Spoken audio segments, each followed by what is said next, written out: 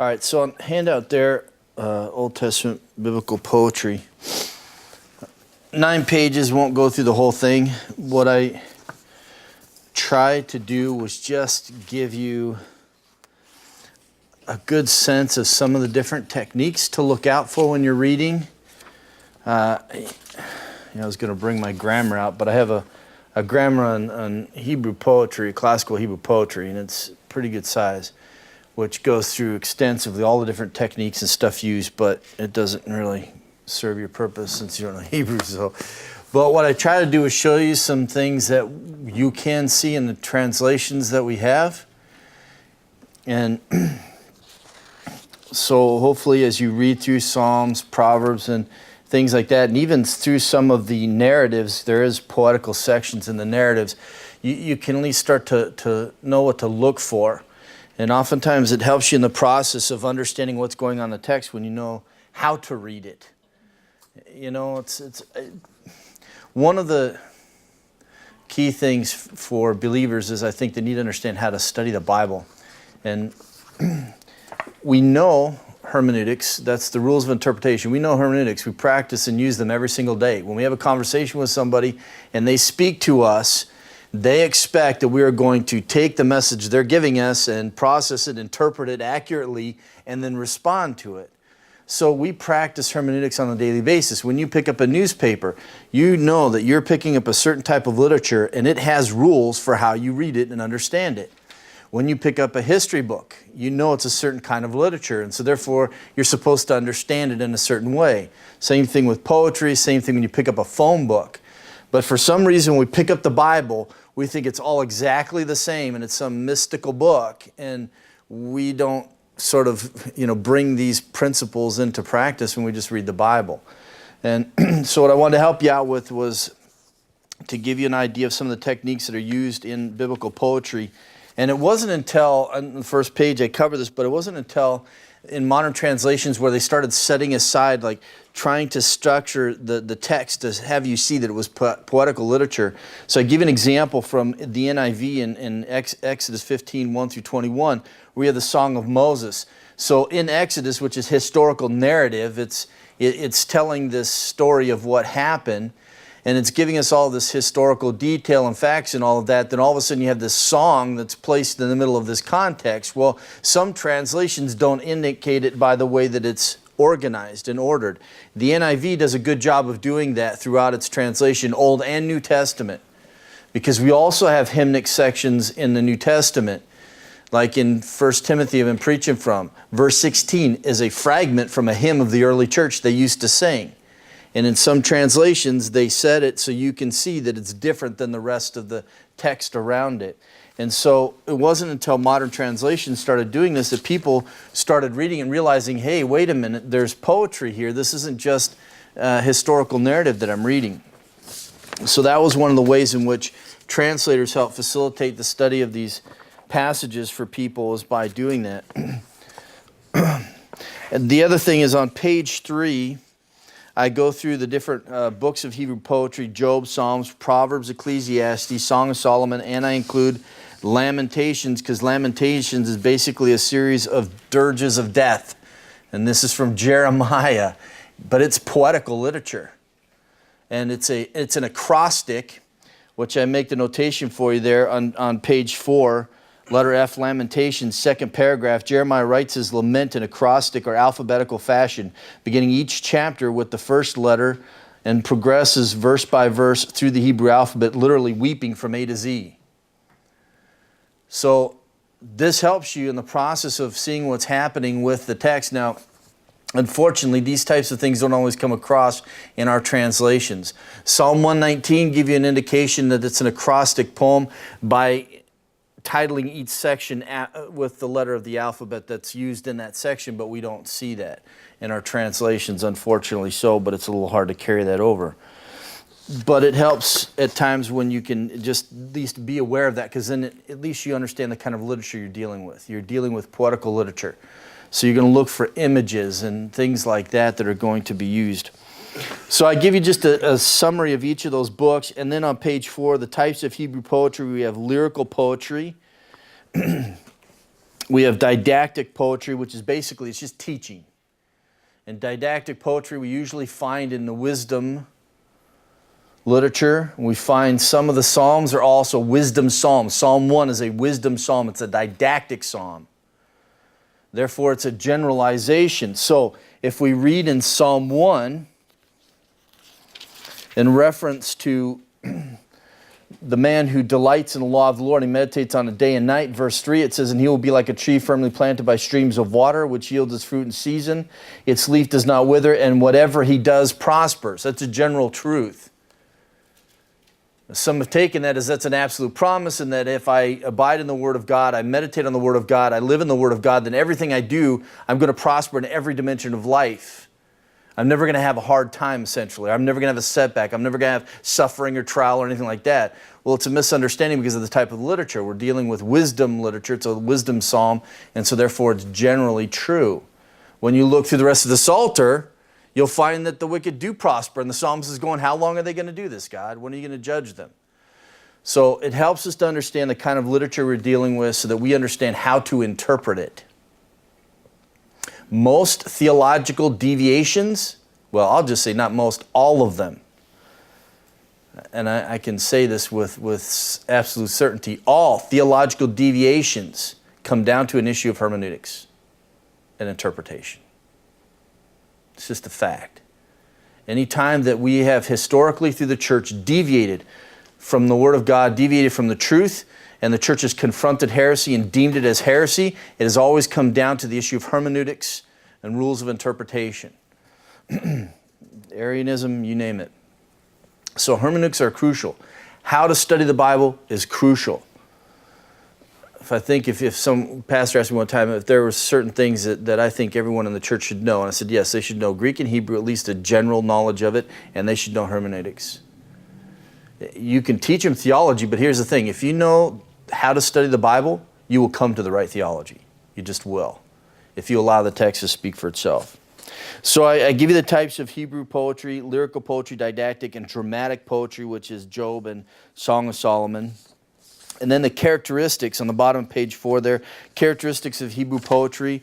We have meter or rhythm, and this is hard sometimes to bring across into English. I give you some examples through all of these, and for you to just go back and read. Meter and rhythm are easier to see in the Hebrew than they are in the English. You can see it at times when you look at the parallelism and the way that verses are structured and contexts are structured, but it's harder to see in the English than other aspects of characteristics of Hebrew poetry. One of the things that really stand out, it's easier for us to see, is parallelism. So I give you the different types, synonymous parallelism, and I give you some examples, and I give you just brief definitions of them. So I really tried to make this as simplistic as possible, but just to give you some general ideas of things to look for. And we also have antithetical parallelism, contrastive parallelism, some might refer to it as. Proverbs 10:1 is a good example of that. So when I'm going through Proverbs with my kids, I teach them that, right? The but tells us what? Contrast.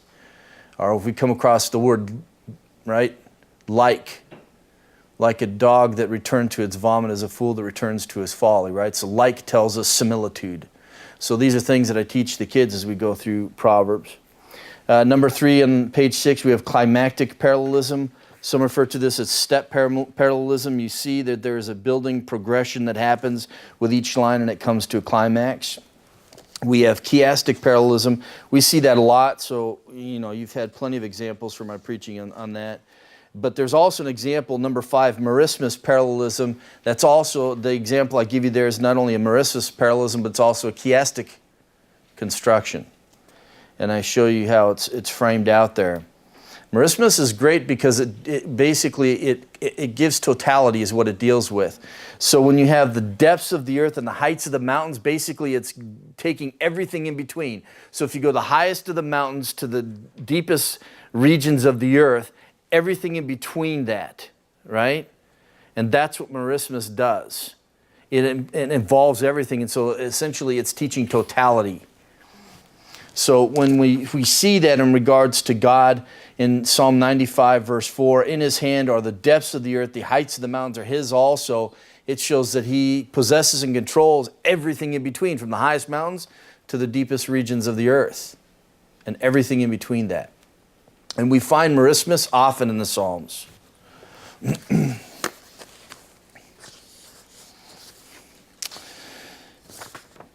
One of the other things that I do for you is on page 7 and following, wisdom forms, and then starting on page 8, wisdom patterns.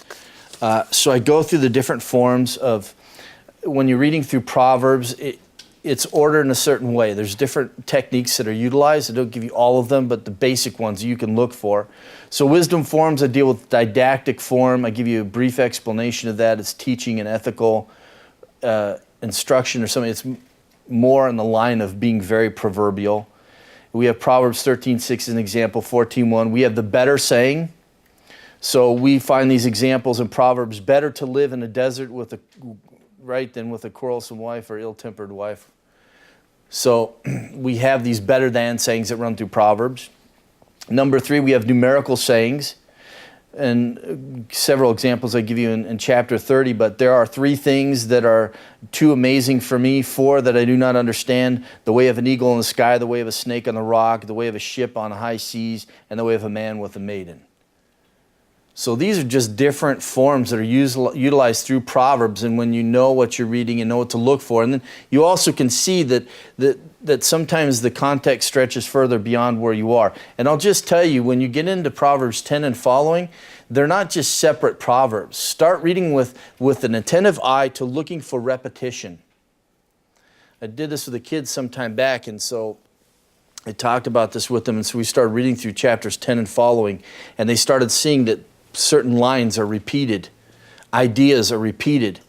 The more that you study Proverbs, the more you'll start to see that those things are connected together, and there are devices that they use that actually connect them together. But one of the things I tell them to look for is look for catchwords. Look for the same word repeated a number of times, because it connects Proverbs together. And then you ask, okay, what's the connection then? It's amazing, because Proverbs not only gives you wisdom for life, it challenges you mentally. That's one of the purpose statements that it gives in the first part of the chapter 1, is that it gives you mental acumen. It enables you to study, to think, to reason through, to look at a passage, to digest it, and try to figure out the clues and the trail that it's taking you on. Other ways that are techniques that are used are the rhetorical question and the explanatory story. And we'll look at that as we go through Proverbs. And then on page 8, I have wisdom patterns. We have a monocolon, which is a single line. Proverbs 24:26 is an example of this. An honest answer is like a kiss on the lips. We have bicolon. This is the most widely used in Proverbs, and basically it's just 2 lines. But they can be progressive, they can be parallel, or they can provide merismus. That's for you to figure out as you read through them, but just know that there are different types of bicolon. Then there, on the bottom, page 8, there are tricolon, which there are 3 lines, and again, sometimes they're progressive. We have on page 9, we have quatrains. There are 4 lines. It's interesting. Look at the second example I give you under quatrain there, Proverbs 21:25 through 26. And I give you the pattern, the structure, A, B, A, and then C. Now notice how it reads. The sluggard's craving will be the death of him, because his hand refuses to work. All day long he craves for more. Now here's our catchword, craves. We have it repeated in line 3, links it to line 1. So basically we have that pattern of A, B, A, and then we have, but the righteous give without sparing. That's C. All of a sudden the pattern's broken. There's a change here. The first 3 lines are talking about the sluggard, and then all of a sudden we're talking about the righteous and the contrast. There's a break in the pattern. So there's an A, B, A, and then C. These are things to look for, because then you have to ask yourself, well, why is the pattern that way? What is the author trying to say? Right? See, now you're trying to figure out what the truth that God is trying to communicate, as opposed to finding or putting in your own truth into the passage, right? It's trying to follow the trail of the writer. And then we have the pentad. There are 5 lines. Proverbs 30 verses 15 through 16 is an example of this. And then a hexstad, 6 lines in Proverbs 30 verses 29 through 31. So by no means exhaustive, but nonetheless, These are key elements that you find in Hebrew poetry, and these are things that you can look for. And if you have a desire to go further in your reading and understanding of these things, I have other books besides my grammar that you can read without knowing Hebrew and come to a better understanding of things to look for, if you so wish. And one of them I referred to Brandon to was Mauser Jr. It's a great book that he does for Proverbs in it. So, so that is that. I'm glad I'm done with it. The problem is every time I finish with something, then I see there's got to be more I got to do to it. So I'm sure I'm not totally finished with it. So we've been looking at the era of formation. We looked through Genesis, Exodus, Numbers, our complementary books, Leviticus, Deuteronomy. We looked at the era of theocracy, Joshua, Judges, complementary book, Ruth. We've looked at the era of monarchy, 1st and 2nd Samuel, 1st and 2nd Kings, 1st and 2nd Chronicles. And now we're in that in-between period. So this is the point which I decided to break before we get to Ezra and Nehemiah and talk about the era of restoration. I wanted to talk about the poetical books and also talk about the prophets. And so we'll spend some time on those elements, and then we'll finish off with Ezra and Nehemiah and continue on. So we're sort of at that little standstill, but this is a good pocket for us to spend time looking at these things.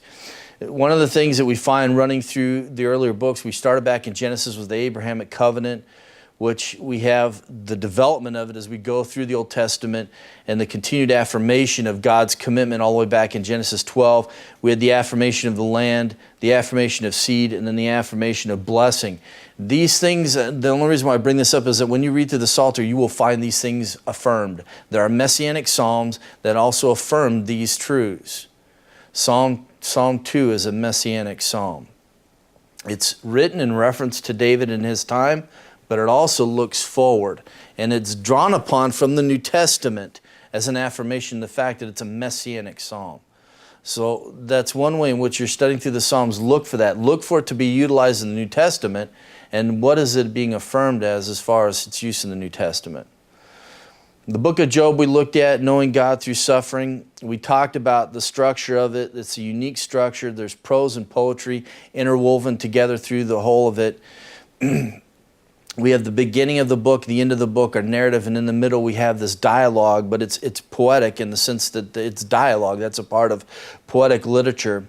So we looked at the overall structure of the book. We had the opening narrative, the closing narrative. We had Job's opening soliloquy in chapter 3, his closing soliloquy in chapters 29 through 31, his friend's dialogue with him in chapters 4 through 28. Then we have Elihu's dialogue with Job in 32 through 37, then God's dialogue in 38:1 through 42:6.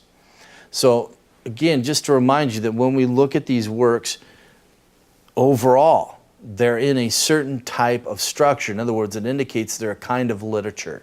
And we need to view them that way, study them that way, and then they will help us to interpret them accurately. So we had the prologue, the dialogue, the epilogue. We had Job's dilemma, then his dialogue, and then deliverance of Job and his friends. We also looked at the Psalter and dealing with the kind of literature that it is. And remember that we can look at the Psalter as an overall whole. I do with the kids, we read through certain books. We were reading through book 2. We had read through book 4, and sometimes I jump around, we'll go through the books. Even the books themselves have a different focus. You'll notice this. If you just pick, say, I'm going to pick book 2 in the Psalter, and I'm going to read through those Psalms that are in that book, and just consciously think as you read through those different Psalms, you will begin to see that there is a connectedness that runs through all of them. Not only that, but we have the relation of God's names that run through there.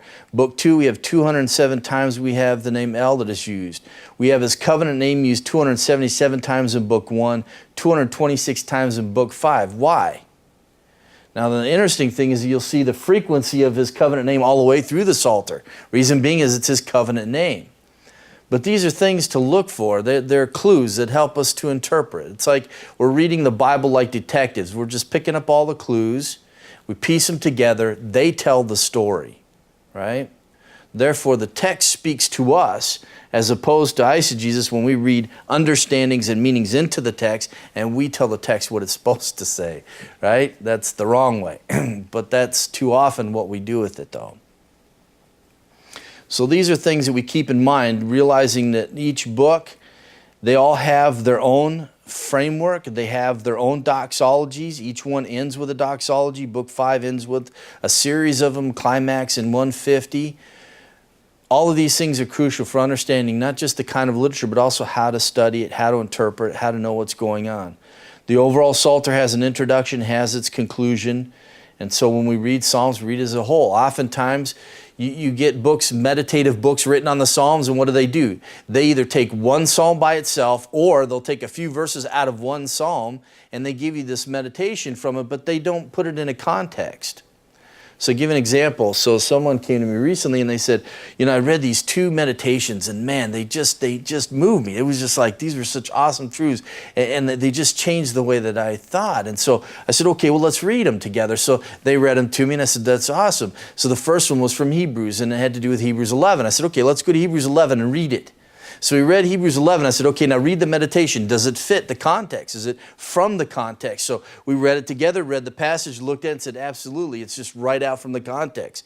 And I said, that's awesome. Then we can hang on to that, right? And it's contextually sound and it's true, and we can hang on to that, embrace it. So the other one came from one of the Psalms. So we read the Psalm, we read the meditation. They said, I don't know where he's getting any of this stuff.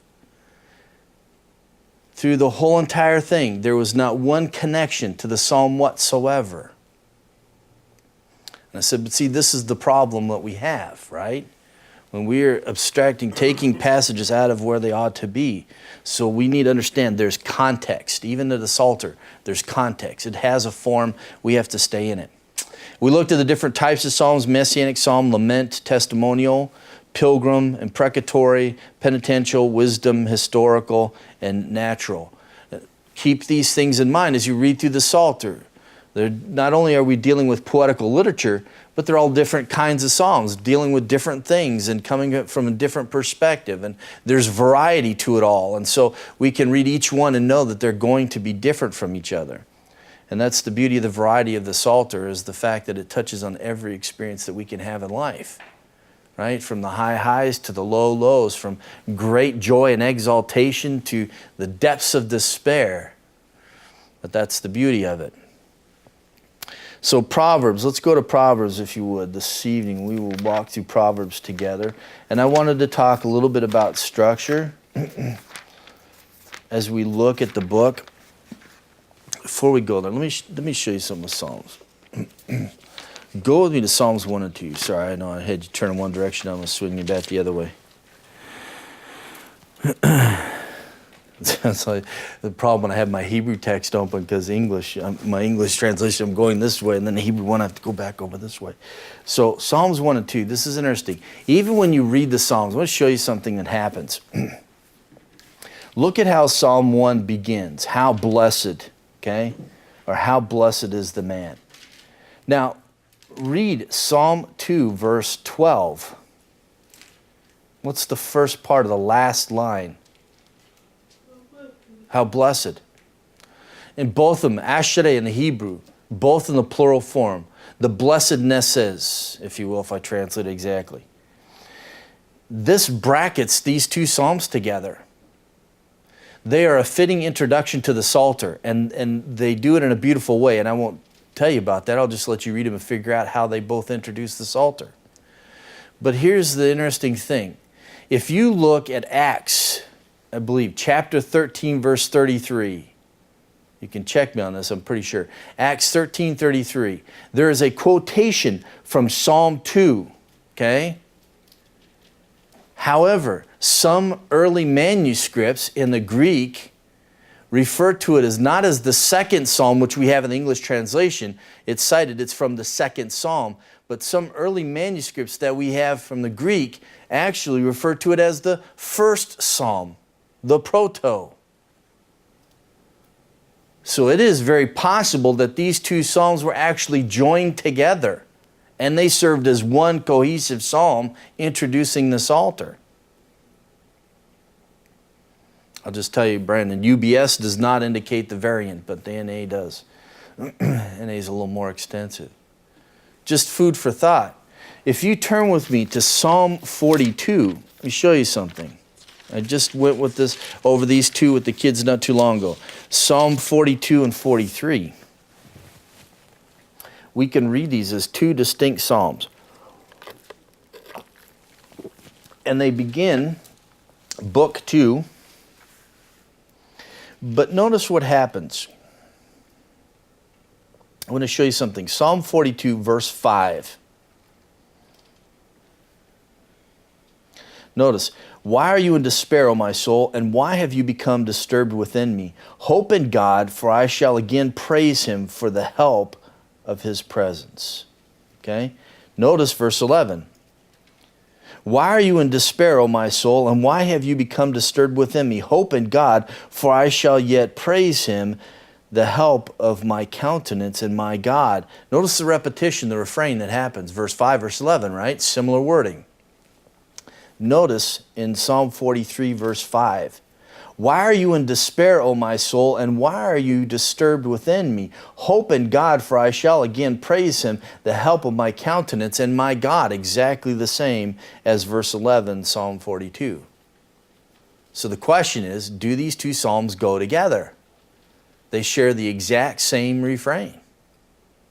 So if they do go together, should we not then study them together? Right? They help mark the context for us. So quite possibly the context for Psalm 42 is a lot broader and involves Psalm 43 as well. So even when you're studying in the Psalms, be looking for those indicators, those catchwords and catchphrases, those repeated refrains that help connect together. It's unfortunate because chapters and verses they mess us up a lot of times when we're studying the Bible. They're helpful in reciting scripture to people and memorizing it, but they mess us up when we're studying it because sometimes they put breaks when breaks weren't supposed to be there. But just to give you a heads up on that. So let's jump to Proverbs.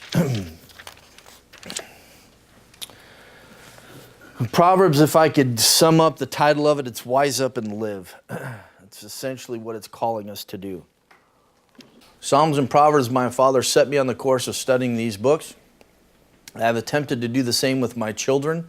Prayerfully, they will carry on that heritage and make them a part of their quiet time and time in the Word of God because there's so much rich truth here, but they're so seldom studied.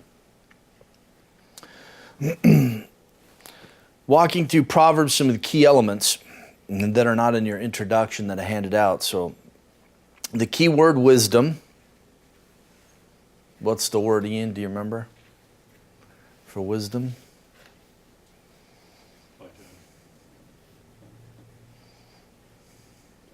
Chakma.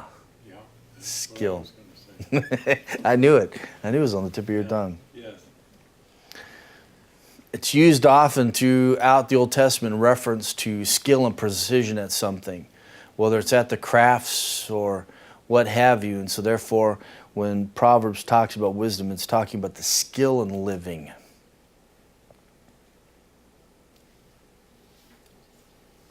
Do you remember Proverbs 1:7? Yerath? Say it for me. There's our word. Bazu. So Elohim is the fools, right? Bazu, despise. Key chapters, chapters 1 and 2, the importance of attaining wisdom. Look at chapter 2 tonight. I want to walk you through it quickly and show you how it actually is a connective to what follows. Again, just helping you to see things to look for when you're studying these books. Key verses, chapter 1, verses 2 through 7. We have the purpose statement and the theme for Proverbs. And then chapter 1, verse 20 through chapter 2, verse 7. And I'll just say there is a particular construction that happens here that you guys would know that starts in chapter 1, verse 20 and falls into chapter 2, verses 1 through 7. Key characters, Solomon, valiant wife. Everyone knows Proverbs 31. We'll go look at that tonight just a little bit in the structure. The geography of Proverbs, Israel. Although we have other names mentioned in Proverbs, a majority of them are written by Solomon. Some also think that Lemuel is a reference to Solomon himself.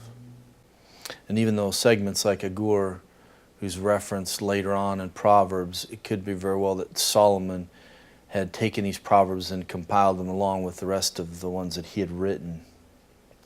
So we give Solomon as the author of Proverbs of the overall work. So the preface that comes, chapter 1, verses 1 through 7, we have the author in the literary form. And Proverbs, the word is mishlei. Okay, mashal is the singular form of it, mishlei. So some think that a mashal is just a short little pithy statement. So we usually think of it and we look at chapter 10 and you get this, bicolon, tricolon kind of thing. We think that's a proverb or that's a mashal. So we have, for instance, in chapter 10, verse 1, a wise son makes a father glad, but a foolish son is grief to his mother. So some think that that is what a proverb is. In English, that may be what a proverb is, but in Hebrew, that's not what a proverb is. The word in Hebrew can be used for more than just that. A mashal can be used in reference to a lengthy discourse, like the case with Job and his friends. This lengthy dialogue, it can be referred to as a mashal. We can have a prophetic oracle given, and it can be referred to as a mashal. We can have a long poem written and referred to as a mashal, or we can have a little tiny statement, pithy statement like we find in chapters 10 and following, and that's a mashal. So the Hebrew term is broader than our English term. And this is one case in which our English messes us up. So essentially, Proverbs 1 through 9, as I preach through these, I title each one a mashal discourse. That is really what they are. They are poetical literature, but they are whetting the appetite of the reader for what is to come when we get then those pithy statements that come in chapters 10 and following. So chapters 1 through 9 are an introduction to what is to come. Now, some have actually argued that they are actually a part of the body of Proverbs, and that could very well be. But when you read through the first 9 chapters, you realize that what Solomon is doing is trying to whet the son's appetite for wisdom. And then come the distinct proverbs that come, the shorter statements in chapters 10 and following. But even then, they're not disconnected. So we have the author, the literary form. Literary form then tells us how to interpret it. We're dealing with Proverbs. It tells us the kind of literature. It tells us how to read it, how to look at it, how to interpret it, how to understand it. We realize that these are general truisms, right? They're not promises, but they're general truisms. Generally, these are true.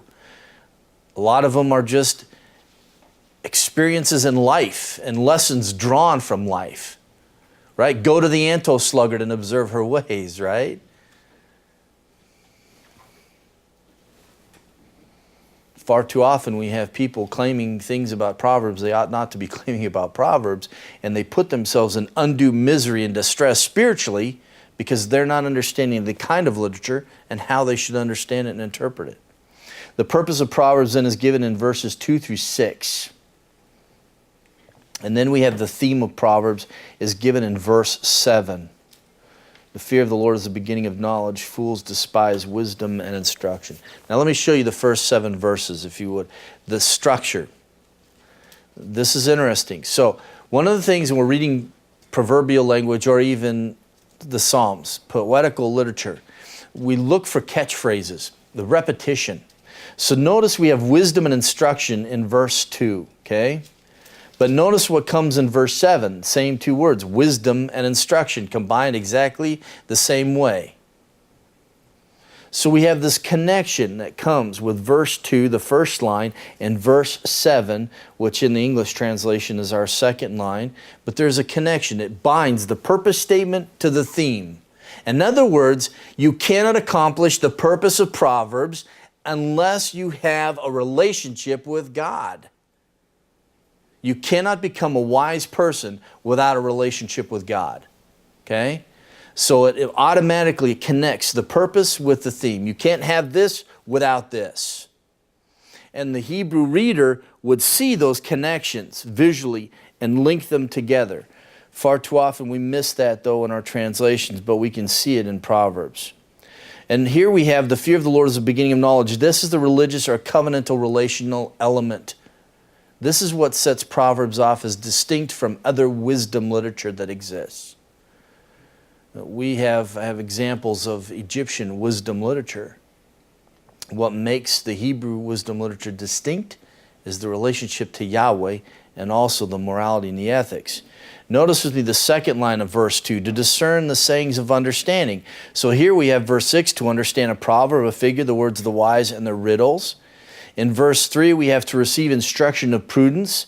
In verses 4 through 5, we have to give prudence to the naive, to the youth knowledge and discretion. Let a wise man hear and increase in learning. Let a man of understanding acquire wise counsel. Notice how we have the repetition of words and the connection that happens. And in the middle of this is D, righteousness, justice, and equity. This is the moral element. So this is the structure of verses 1 through 7. Are essentially starting with 2, but this is the structure of the intro of the book. When you start to see these repetitive terms, these catchphrases and catchwords, pay attention to them. They're important because the intro sets so many truths aside in regards to what this wisdom literature is apart from all the different kinds of wisdom literature that existed at the time. And we have fragments and examples of all different kinds of Akkadian wisdom literature, Sumerian wisdom literature, Egyptian wisdom literature. But this is what makes this distinct. And Solomon, as he composed this and put it together, he wanted the reader to see the distinctiveness of this wisdom literature. And so therefore he guides us in this way. So we have the purpose statement, to know. These are all infinitives in English. To know, to receive, to discern, to give, to understand. All of this establishes purpose statement. This is a literal translation actually from the Hebrew because it's a cal infinitive with a lamed, establishing purpose.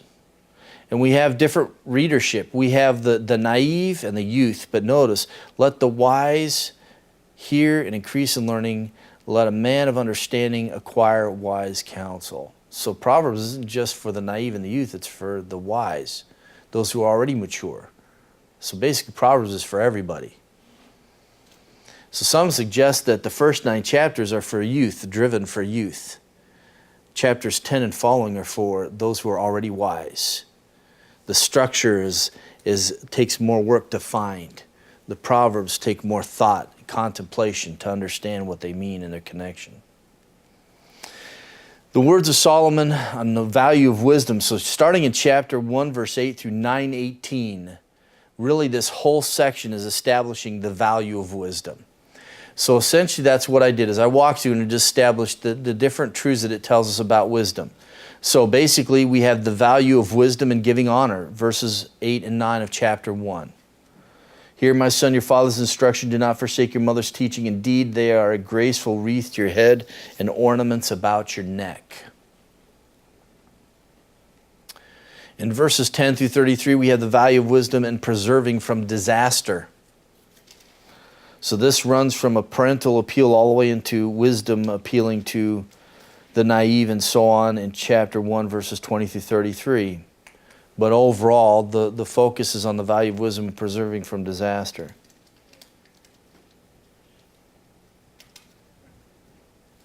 And Proverbs deals with everything. I mean, notice the peer pressure. Notice in chapter 1, verse 11. Let us, let us, let us. Verse 13, we will, we will. Verse 14, throw in your lot with us, and we shall have one purse. Kids face peer pressure all the time. It's a great thing because the first parental appeal we have is the father teaching the child, you're going to face peer pressure in life. This is what they're going to offer you. This is what's going to lead to you. This is what I offer you, and this is what it's going to bring to you. Notice the chiastic structure in chapter 1, verse 18. So if we put it literally from the Hebrew into English, it's this. For their own blood, they lie in wait. They ambush their own lives.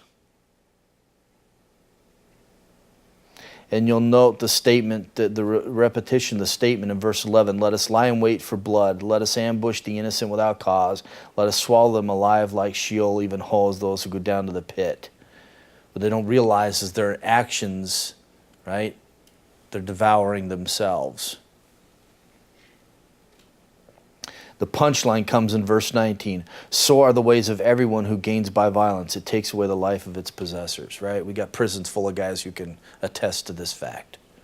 Or I should say women. Let's be politically correct and fair.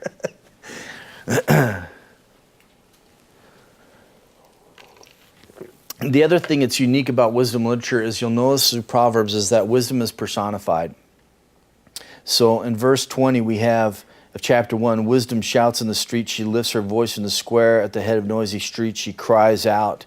So several times in Proverbs we have wisdom personified. Why does the author do this? Why is wisdom personified? Just two things, there's others, but just two things to stand out. First, wisdom is more than a property or a quality of human subjectivity. In other words, it is objective in its existence. It's a divine power and enablement. It doesn't come from within man, it comes from outside of man. In other words, when Solomon speaks of woman wisdom, he personifies it, he objectifies wisdom. And it highlights the fact that it does not come from us. It comes from outside of us. But also he's going to use it to appeal to us to have a relationship with it, to be intimate with it. That wisdom, he'll challenge us to, that wisdom will be our companion in life.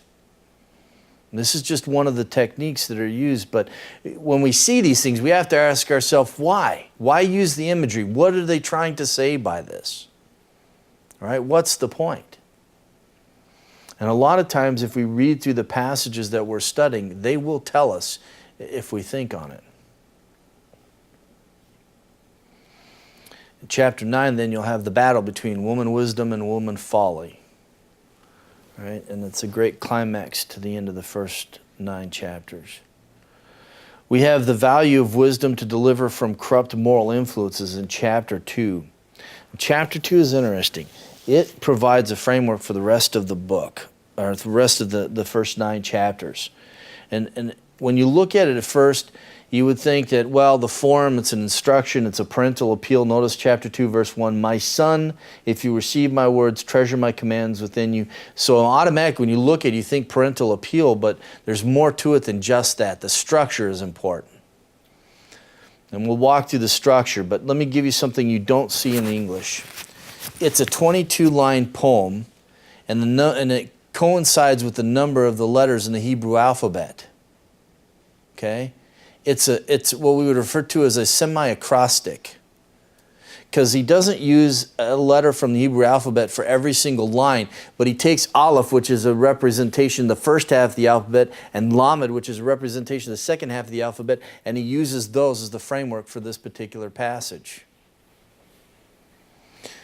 And the point thing that is being made, though, when he does this, is though he's establishing its completeness. So what he covers in chapter 2 is such a full, if you will, instruction on wisdom and what it provides for you, but also is a springboard for the chapters that are coming. I'll show you, it's also thematic. It's not only acrostic, it's thematic for what is to come. But he uses this device, but we don't see it in the English. So essentially, well, I've got to do this from the Hebrew text so I can...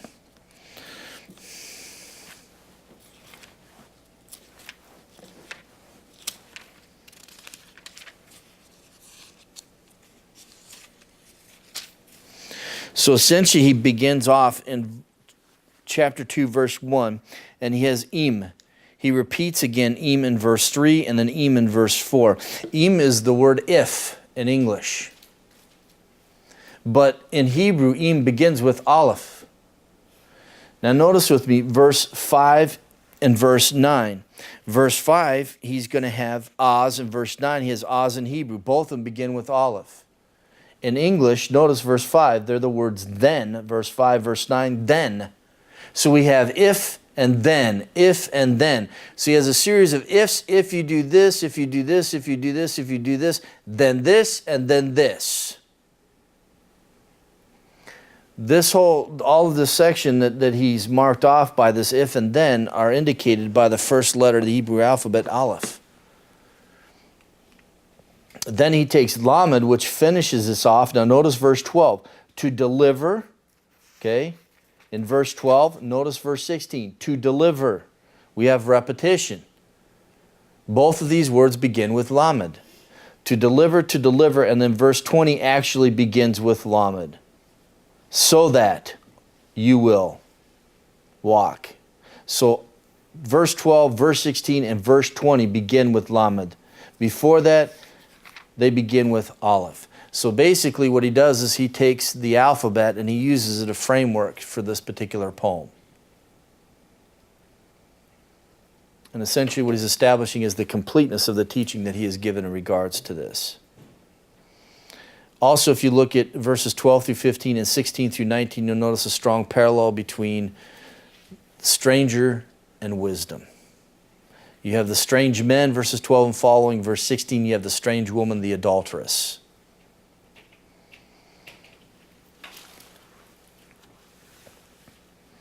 And essentially then he starts off and he says, if you receive, if you treasure, and that's carried over with the and. If you receive, if you treasure, if you make attentive your ear to wisdom, if you incline your heart, for if you cry for discernment, if you lift your voice for understanding, if you seek her as for silver, if you search for as for hidden treasures, then you will discern the fear of the Lord. Verse 9, then you will discern righteousness and justice and equity. In other words, you will receive theological discernment and moral discernment. And both of those things with the purpose of delivering you from the evil man and delivering you from the evil woman.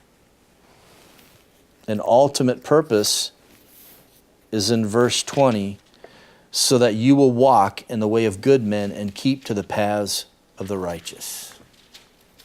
Okay? Again, we're looking at the technique that is there. It guides us along. It helps us to interpret and find the message that is being conveyed there. Let me show you something else that happens with chapter 2. It's thematic. It's not only acrostic, it's thematic. So basically in chapter 2, verses 1 through 8, we have the seeker after wisdom, we draw close to the Lord. The relationship to the Lord is then taken up again in chapter 3, verses 1 through 12. We have the relationship to wisdom in 2, 9 through 11 is taken up again in 3, 13 through 26 and 4, 1 through 9. So essentially what is happening is that chapter 2 is a springboard for everything that is to come. The relationship to wicked men in 2:12 through 15 is taken up again in 4:10 through 27. The relationship of the woman in 2:16 through 19 is taken up again in 5:1 through 23 and 6:20 through 7:27. And actually, if you read from 1:20 through 2:7, you'll find that it looks backwards connected into chapter 1. Okay? So these are things that you look for, the connections that come, the thoughts that are there, the words that are there, the repetition, the structure. It all helps you in interpretation. Clues are there, you just need to know what to look for, right? That's what those 9 pages are for, is give you some clues to look for. So basically, when we look at chapters 2 through 7, essentially, we can at least say from these chapters that they have a single author. It's an affirmation to the authorship of Solomon. These things weren't haphazardly put together. They were intentional. Intentional. Even if you say, well, this was written in one period, this was written in another period, and then they just sort of piece them together at the end. It doesn't make any sense when you look at the structure, right? It's too intentional in how it's put together. Therefore, one person had to have written it and had been intended that it would be put in this way. It's also an indication the function of chapter 2 serves as a literary setting for the instructions that follow. It's a springboard for what is to come. These are things just to look for as you read through Proverbs. The more you read through it, the more you will begin to see. My father's the one who started me on this journey years ago. So I told him, I said, you know, Dad, I was reading through chapter 16 and following, and I realized there's repetition, and I realized that there's connection between these Proverbs, and I'm starting to see these structures there. My father then went back and started reading through Proverbs. It was during his quiet time, but he started reading through it now with the intent of looking for this. Came to me a week later or so, and he says, you know what? He goes, I'm seeing it, and I never saw it before. You see, when you know what to look for, then you can start to see it. Chapter 3, verses 1 through 12, we have the value of wisdom in various dimensions of relationship. We have, this is the third Mashal discourse. I'm going to jump through all this, but I want to show you something that happens in here. Starting in the beginning of chapter 3, we have a series of recommendations and then benefits that come. So chapter 3, verse 3, notice with me the recommendation. Do not let kindness and truth leave you. Bind them around your neck. Write them on the tablet of your heart. Here's the benefit, verse 4. So you will find favor and good repute in the sight of God and man. Here's the next recommendation, verse 5 and the beginning part of verse 6. Trust in the Lord with all your heart. Do not lean on your own understanding. In all your ways acknowledge Him. Notice this, then here's the benefit, and He will make your paths straight. So all the way through here to verse 12, we have essentially recommendation, benefit, recommendation, benefit, recommendation, benefit. Okay? The more you read through these things, the more you will start to see them. And it's good to see the pattern. I'm supposed to do this, but what comes of that? This. I'm supposed to do this. What comes of it? This. If I do this, right? And you just walk through this. It's like we do with our kids, right? If you do this, this will be the benefit of it, right? If we teach them what not to do. If you do this, then this will be the negative consequences of it. But this is a great thing that Solomon does for us. He just gives us these nice patterns. It also, it aided in the memorization. When you look at the different techniques that are used, the patterns, the tricolons, the numerical sayings and things like that, they were all meant to help in memorizing passages and memorizing those proverbs, right? 3 things the Lord hates, yea, 4. And then you list them. That was a way to help you memorize. Proverbs is a great book to go to. Unfortunately, we just don't spend enough time there. So these are just things to look for. They have the high value of wisdom in chapter 3, verses 13 through 20. We have the value of wisdom in building relationships with others in 3:21 through 35. We have the value of acquiring wisdom in chapter 4, verses 1 through 9. And we have the great heritage of wisdom being passed on. We have the value of wisdom in preserving from trouble in 4:10 through 19. We have the value of wisdom in producing health in 4:20 through 27. We have value of wisdom in preserving from adultery, chapter 5. We have the value of wisdom in preserving from poverty, chapter 6, verses 1 through 11. We have the value of wisdom in preserving from dissension in 6:12 through 19. The value of wisdom preserving from sexual immorality, 6:20 through 7:27. The value of wisdom and demonstrated in her virtues and rewards, chapter 8, verses 1 through 21. And the value of wisdom to the Lord in creation, 8:22 through 36. So all the way through here, Solomon is just establishing the value of wisdom. Again, it's all about whetting the appetite for what is to come. Why should I bother with chapters 10 through 31? This is why. Okay? This is why. But all of this is mashal. It's all proverbial. The techniques are utilized here that are utilized elsewhere. They're all proverbial, but it's focusing on different aspects in the sense of preparation for what is to come. And the teaching becomes more complex. The thoughts become more complex as you try to figure out the Proverbs. I mean, you have Proverbs like, do not answer a fool according to his folly. But immediately you have answer a fool according to his folly. Well, what does that mean, right? What it essentially means is that there's times to respond and times to walk away. I had a discussion with Robert, with someone at work, and he was saying, when do I answer this person? When do I not? And so we had a discussion about those 2 proverbs. Part of wisdom is not only knowing the principles, but also knowing when to apply them and how to apply them. So these things provoke us to think. They stir up the mind. Great mental activity for you to go through Proverbs. Chapter 7, I'll show you something else in chapter 7.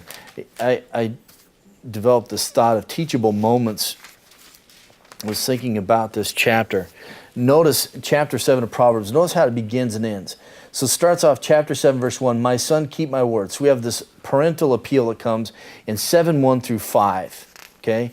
Then flip to the end part of chapter 7, verses 24 and following. Verse 24, now therefore, my sons, listen to me and pay attention to the words. Again, another parental appeal. In the middle of this, we have an example drawn from life. Notice verse 6. For at the window of my house I looked through my lattice, and I saw among the naive and discerned among the youths a young man lacking sense, passing through the street near her corner, and he takes the way to her house, and so on. These verses are all just drawing from an experience in life. It's a teachable moment. You have parental appeal that begins at parental appeal that comes at the end, and you have this teachable moment of drawing from an illustration. I saw a naive. I saw among the youth. He passes by our house, and the father's going to teach a lesson from the experiences of life. And he's going to instruct the son what not to do.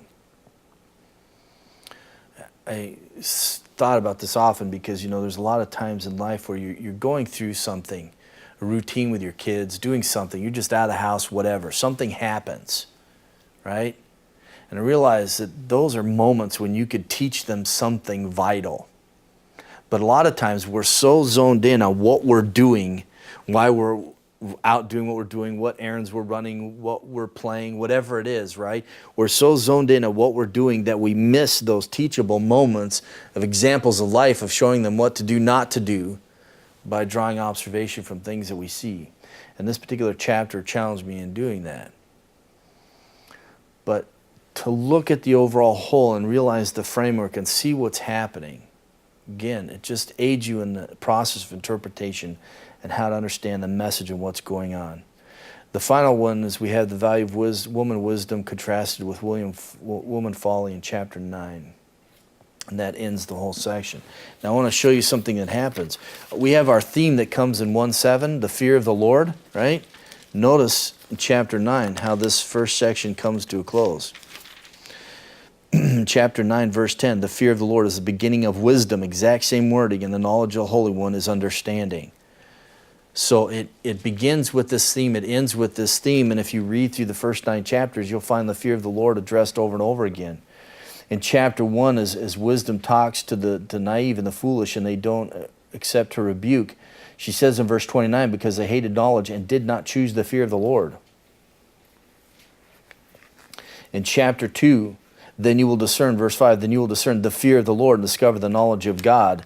Chapter 3, verse 7, and do not be wise in your own eyes, fear the Lord, turn away from evil. So over and over, we have the fear of the Lord runs all the way through here. And then when you look at Proverbs 31, it ends with the fact that she fears the Lord. So it is truly the theme of the book, but it brackets the first 9 chapters, and then it also brings a close in Proverbs 39 or 31. So we have the Proverbs of Solomon then begin in chapter 10, verse 1 through 22:16. We have the sayings of the wise that come in chapter 22, verse 17. Let me show you this. So 22:17, and there are groups that run through here.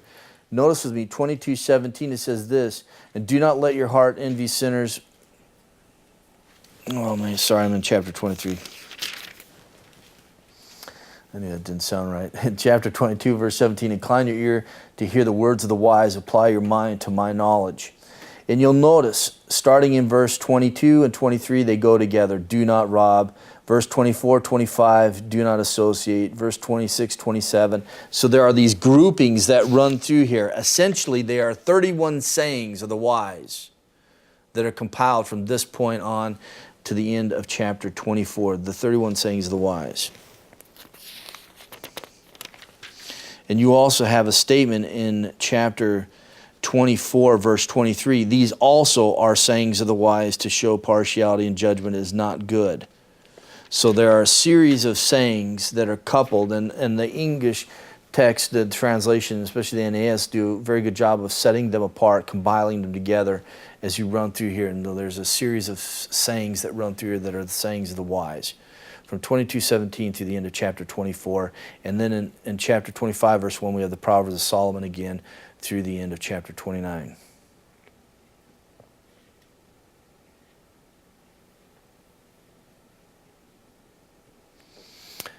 Then we have the words of Agur in chapter 30, verses 1 through 33. We have the introduction, verse 1, knowledge about God, verses 2 through 9, and then observations about life in 30, verses 10 through 33. I love this section of Proverbs. It's kind of interesting, unusual from the rest. And then we have the words of Lemuel, 31, 1 through 9, and then what we all know, the valiant wife, the virtuous wife, 31, 10 through 31. Now, I want to show you this because I know I've covered this on Mother's Day before. but show you again what happens. We have this in Proverbs 31, this chiastic structure that happens. So we have the A, B, B, A. And the reason why it's called chiastic is from the Greek letter chi, which looks like an X. And that's where it comes from. So A answers to A, B answers to B, and so on. But it can be much more extensive. So let me show you what happens here in Proverbs 31. And much of this you can see in English, except for this part here. So we have 10a, verse 10a, we have wife, okay? We have mention of woman in chapter 31, verse 30, charm is deceitful, beauty is vain, but a woman who fears the Lord, she shall be praised. The term wife and woman are made off the same root, okay? Isha. They're made off the same root, and so that's what connects them together. From here on, we have repetitive terms that happen or phrasing. We have excellent in chapter 10, or chapter 31, verse 10. Then in verse 29, we have nobly, same term. We have her husband mentioned in verse 11, the first part. We have her husband mentioned in verse 28, the second part. We have the fact that she stretches out her hands, verse 19a. And then she stretches out her hands, verse 20b. And notice what happens in the middle. Her palms grasp the spindle, verse 19b. And the NASB gives you the notation there. They translated hands, but it's palms. And then we have the parallel line that happens here. She spreads out her palm to the poor, the first line of verse 20. So we can start to see just in the midst of this chiastic structure that's happening. But we can learn lessons from these, okay? Notice, her palms grasp the spindle. She spreads out her palm to the poor. There's truth there. What is the truth? It's this. When it comes to her labor, she is tight-fisted, but not when it comes to people in need.